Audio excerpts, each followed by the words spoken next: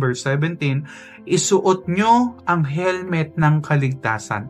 The helmet of salvation. Ano po ibig sabihin nun? Laging sariwa sa'yo, laging protektado sa'yo yung kaligtasang tinanggap mo.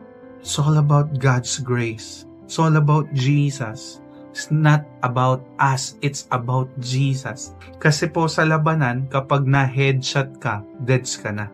Pero pag kamay, pag paa, nahihila pa, nagagamot pa. Pero kapag headshot, wala na po.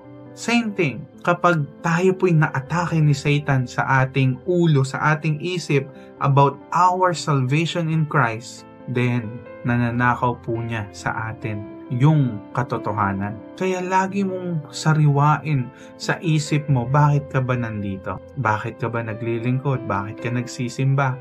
Bakit lumalakad ka ngayon sa faith? Again, it's all about Christ. Kung anong ginawa niya sa krus ng Calvary, salamat sa grasya, tayo naligtas.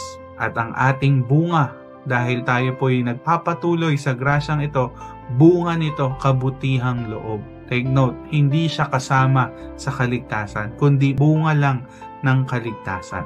We are saved by grace. And it follows good works sa ating mga buhay. So, ingatan mo yung iyong kaligtasan.